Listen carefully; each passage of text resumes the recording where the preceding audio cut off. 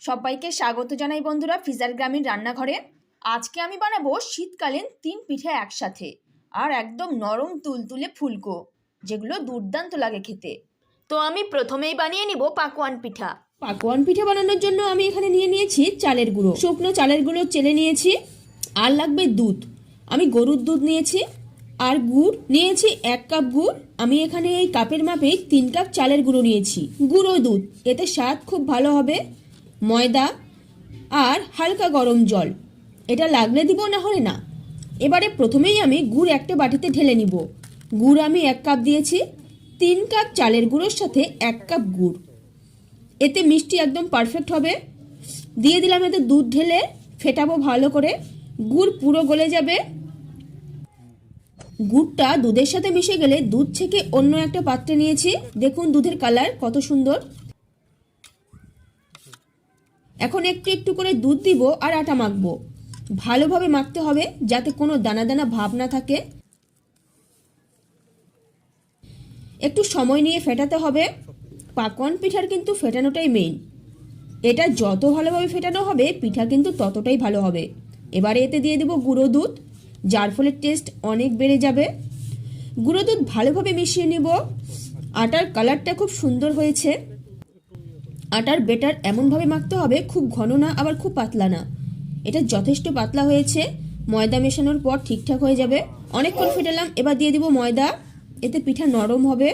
আপনারা চাইলে এতে ঘি অ্যাড করতে পারেন, আমি এখানে দিইনি।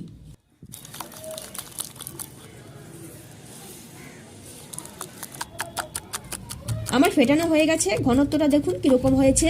এরকম ঘনত্বেই মাখতে হবে, খুব বেশি ঘন করা যাবে না, না হলে আবার পিঠা ছড়াবে না, এক জায়গায় জমাট বেঁধে থেকে যাবে। এটা হয়ে গেছে। এবারে আমি দিয়ে দিব উনুন ধরিয়ে। আর দিয়ে দিলাম কড়াই। অপেক্ষা করতে হবে কড়াই একটু গরম হবার জন্য। হয়ে গেছে, দিব তেল। আমি সাদা তেল দিয়ে ভাজবো, সর্ষের তেল দিয়েও করা যায়। এবারে তেল কিন্তু ভালোভাবে গরম করতে হবে। এটা খুব গরম করতে হবে, তাহলে পিঠা সুন্দরভাবে ফুলবে আর পারফেক্ট হবে। আর মনে রাখবেন, প্রতিবার পিঠা তেলে দেওয়ার সময় পিঠা কিছুক্ষণ ফেটিয়ে তারপর তেলে দিবেন, এতে বেটারের ঘনত্ব ঠিক থাকবে। আমি যেই কাপ দিয়ে আটা দিয়েছি সেই কাপ দিয়েই পিঠা দিব। তেল গরম হয়ে গেছে, দেওয়া যাক প্রথমটা। এটা একটু ছোটই দিই। দেখুন কতটা ফুলে উঠেছে আর একদম নরম।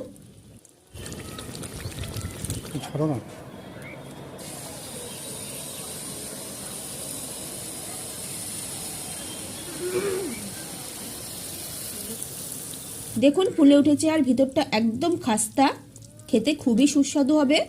মনে রাখবেন, এই পিঠা ভাজার সময় পিঠা ফুলে ওঠার পর আঁচ কিন্তু কমিয়ে দিতে হবে, না হলে পিঠার ওপরটা পুড়ে যাবে, ভেতরটা ভালোভাবে হবে না। দেখুন একদম ফুটবলের মতো ফুলে উঠেছে। এইভাবে একে একে সবগুলো পিঠে ভেজে নিব। কতটা সুন্দর লাগছে দেখতে। পিঠা যখন সঠিকভাবে ফলে পারফেক্ট হয়, তখন কিন্তু পিঠে ভাজার ইচ্ছেটা আরও বেড়ে যায়, খুব ভালো লাগে।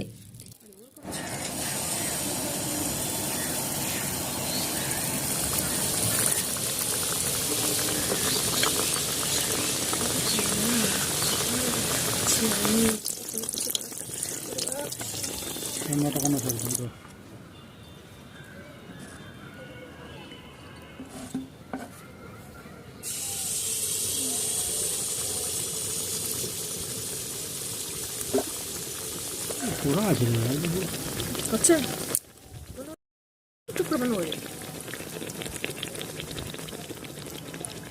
বন্ধুরা আঁচ কতটা কম, এই পিঠাগুলো একটু বেশি তেল টানে, তাই পিঠা তুলে কিছুক্ষণ এভাবে রেখে তেল ঝরিয়ে নিচ্ছি।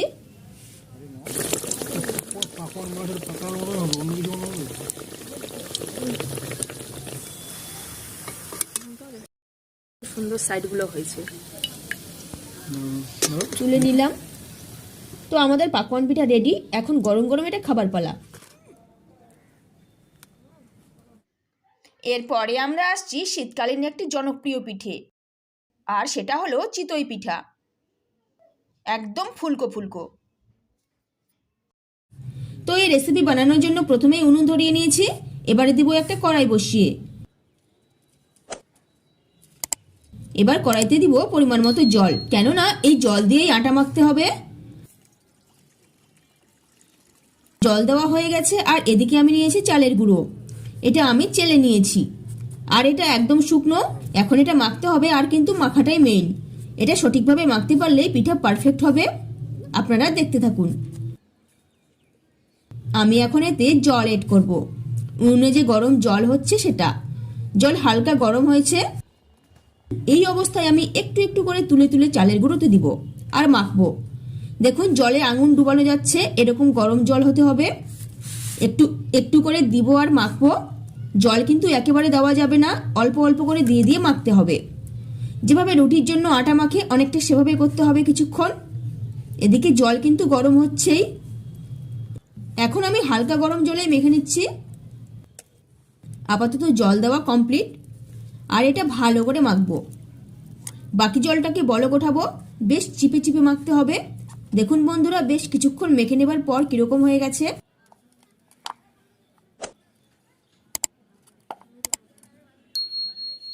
এখন এই অবস্থায় এতে দিতে হবে টকবক করে বলক ওঠা গরম জল। জল কিন্তু এখনো বলক আসেনি, একটু অপেক্ষা করতে হবে। চলে এসছে বলক। এখন দেখুন আমি কিভাবে মাখি।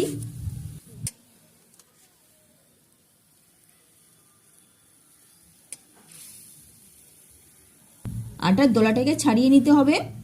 ওদিকে জল কিন্তু বলক উঠতেই আছে। এটা হাত দিয়ে করতে পারলে খুব ভালো হতো, দ্রুত আটার দোলাটাকে ছাড়িয়ে নিতে পারতাম, কিন্তু জল গরম বলে সেটা হবে না। যাই হোক, আমি এখন হাত দিয়ে মেখে নিচ্ছি, ভালো করে ফেটাবো। এতে আর জল দেব না, জল দেওয়া হয়ে গেছে। আপনাদের ব্যাটারের ঘনত্বটা দেখিয়ে দিব। দেখুন, উনুন থেকে কড়াই নামিয়ে এবারে দেবো একটা মাটির তাওয়া বসিয়ে। এটা গরম হবে ভালোভাবে।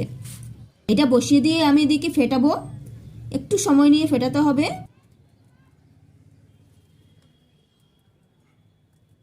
এখন আমি এতে এড করব হলুদ গুঁড়ো। এতে পিঠার কালারটা হলুদ হবে। নুন, আপনারা সাদা পিঠে খেতে চাইলে হলুদ গুঁড়ো বাদ দেবেন। এই পিঠেতে আপনারা আপনাদের পছন্দ মতো মশলা কিন্তু অ্যাড করতে পারেন, যেমন আদা রসুন, জিরা বাটা, ধনে গুঁড়ো, জিরে গুঁড়ো। আমি কিন্তু আজকে এখানে কোনো কিচ্ছু মেশাইনি। তাওয়া গরম করতে হবে খুব ভালোভাবে, না হলে পিঠা ভালো হবে না। যারা এই পিঠা বানাতে গিয়ে বহুবার ব্যর্থ হয়েছেন, তারা আমার দেখানো পদ্ধতিতে বানাবেন, পিঠা 100% পারফেক্ট হবে। তাই এটা বাড়িতে আজকে ট্রাই করতে পারেন। আমার ফেটানো একদম কমপ্লিট, তাওয়াটা ভালোই গরম হয়েছে। এবারে আটা কিছুটা ফেটিয়ে দিয়ে দিব। প্রতিবার পিঠা দেওয়ার আগে আটা ভালোভাবে ফেটিয়ে নিতে হবে।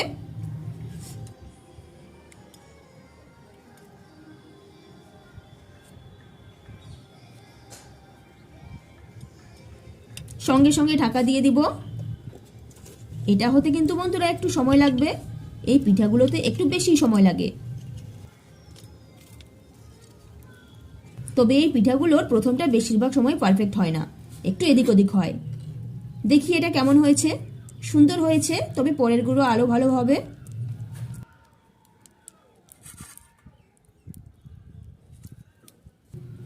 আর পিছন দিকটা দেখুন কত সুন্দর হয়েছে, হালকা পোড়া পোড়া কড়মড়ে। কিছুক্ষণ ফেটিয়ে দিয়ে দেবো পরেরটা।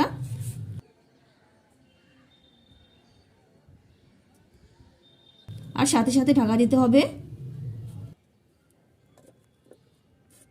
কিছুক্ষণ পরে ঢাকা তুলে নিলাম। দেখুন কত সুন্দর পারফেক্ট হয়েছে।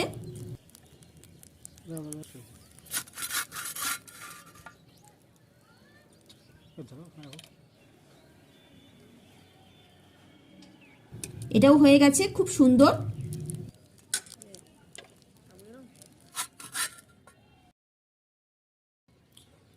আর একটা ছোট হবে। আপনারা গ্যাসের চুলাতেও মাটির তাওয়ায় করতে পারেন, এরকমই সুন্দরভাবে। অনেকের কাছে মাটির তাওয়া গ্যাসে বসালে ফেটে যাওয়ার ভয় থাকে, কিন্তু আপনারা তাওয়া বাজার থেকে কিনে এনে সেটাকে হালকা ঘষে জল দিয়ে ধুয়ে নেবেন। তারপর সেটা কাপড় দিয়ে মুছে নেবেন। এরপরে হালকা সরষের তেল তাওয়ায় ব্রাশ করে দিয়ে সেটা গ্যাসে কম আঁচে বসিয়ে দিবেন। একদম লো আঁচে 5 মিনিট গরম করবেন। তারপর গ্যাস অফ করে দিবেন। আবার 5 থেকে 7 মিনিট পরে গ্যাস অন করবেন, একদম লো আঁচে রাখবেন। 4-5 মিনিট পরে আঁচ একটু একটু করে বাড়াবেন। এরপর বাড়িয়ে দিয়ে তাওয়া গরম করে পিঠা দিবেন, তাহলে দেখবেন তাওয়া ঠিক থাকবে। এদিকে সব পিঠা হয়ে গেছে, দেখুন কত সুন্দর। এরপর বন্ধুরা যে পিঠে নিয়ে ফিরে আসছি সেটা হলো মধু দিয়ে পাকন পিঠা। এখানে আমি কোনো গুড় বা চিনি দিয়ে করব না, মধু দিয়েই পিঠেটা করব। আর ভিডিও শুরুর আগে ছোট্ট একটি রিকোয়েস্ট, যারা আমার এই ছোট্ট চ্যানেলটিকে এখনও সাবস্ক্রাইব করেননি প্লিজ ঝটপট সাবস্ক্রাইব করে পাশে থাকুন। তো এই রেসিপি বানানোর জন্য আমি এখানে নিয়েছি চালের গুঁড়ো, শুকনো চালের গুঁড়ো, আর লাগবে জল, হালকা গরম জল যাতে আঙুল ডোবানো যায়, আর দিব মধু। আজকে আমি মধু দিয়েই করব, আপনারা চিনি বা গুড় দিয়েও করতে পারেন। দিব একটা কলা, এতে পিঠা নরম হবে। এবার সব মিশিয়ে নিতে হবে। প্রথমেই চালের গুঁড়োর মধ্যে দিয়ে দেবো একটা কলা, কলা ছিলে নিচ্ছি। কলা হাত দিয়ে আগে পেস্ট করে নিব। এটা ভালোভাবে পেস্ট করে নিতে হবে যাতে কোনো দানা দানা ভাব না থাকে। কলা দেওয়াতে পিঠা খেতে খুব ভালো লাগে, খুব সুন্দর একটা টেস্ট হয়।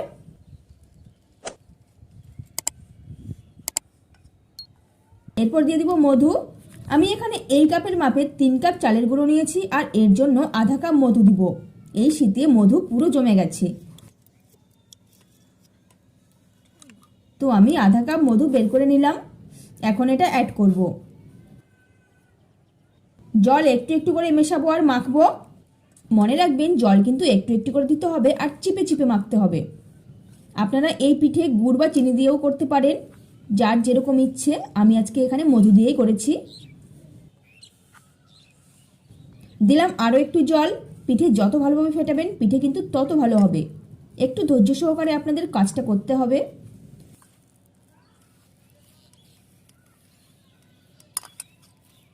তো অনেকক্ষণ ধরে ফেটালাম, ব্যাটারটা আমার একদম রেডি। দেখুন কেমন হয়েছে ব্যাটার। ঘন করা যাবে না, আবার খুব পাতলাও করা যাবে না। এটা ঢেকে রেখে আমি এখন উনুন ধরিয়ে নিব। উনুনটাও ধরিয়ে নিয়েছি, আর দিয়ে দিচ্ছি একটা কড়াই বসিয়ে। কড়াই ভালোভাবে গরম হলে দিয়ে দিব তেল। আমি সাদা তেল দিয়েছি। এবারে বেটার একটু ফেটিয়ে নিয়ে দিয়ে দিব পিঠা। প্রতিবার কিন্তু বেটার দেওয়ার আগে বেটারটা ফেটিয়ে নিতে হবে।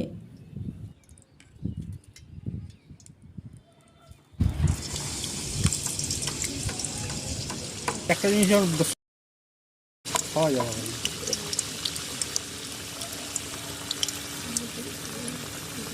খুব সুন্দর হয়েছে বন্ধুরা, একদম খাস্তা আর নরম।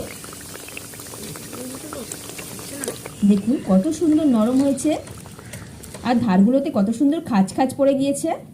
হয়ে গেল, তুলে নিব। এইভাবে একে একে আমি সবগুলো পিঠে ভেজে নিব। যেহেতু পিঠেতে কলা দেওয়া হয়েছে তাই এই পিঠের কালারটা খুব সুন্দর হয়। এটা সন্ধ্যের জলখাবারের দারুণ একটা রেসিপি। এই রেসিপি বানাতে বেশি কিছুর প্রয়োজন হয় না, আর সময়ও কিন্তু কম লাগে। তাই আপনারা বাড়িতে খুব সহজেই এটা বানিয়ে নিতে পারবেন।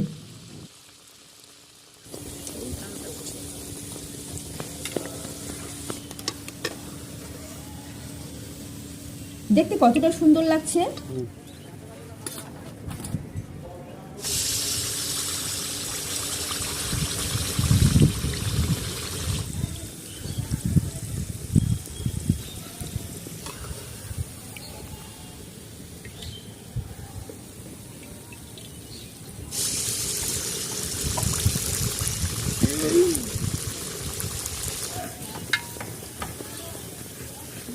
আসুন।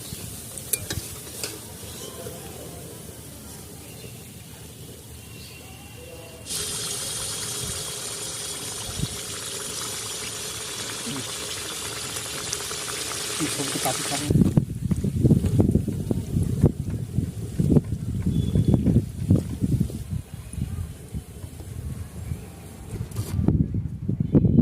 দিয়ে দিলাম একদম শেষেরটা।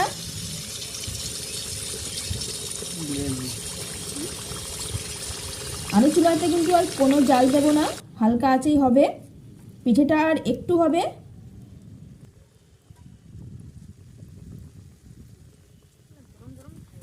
তো বন্ধুরা দেখুন, এইভাবে আমি একে একে সবগুলো পিঠে ভেজে নিয়েছি।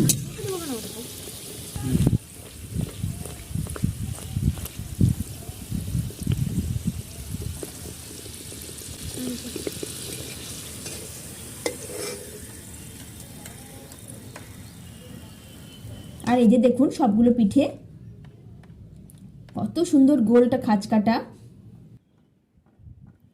তো এই ছিল বন্ধুরা আজকের এই রেসিপি। তো এই রেসিপি আপনাদের কেমন লাগলো তা নিচের কমেন্ট বক্সে জানান। আর ভিডিওটি ভালো লেগে থাকলে একটি লাইক করুন, সাথে চ্যানেলটি অবশ্যই সাবস্ক্রাইব করুন।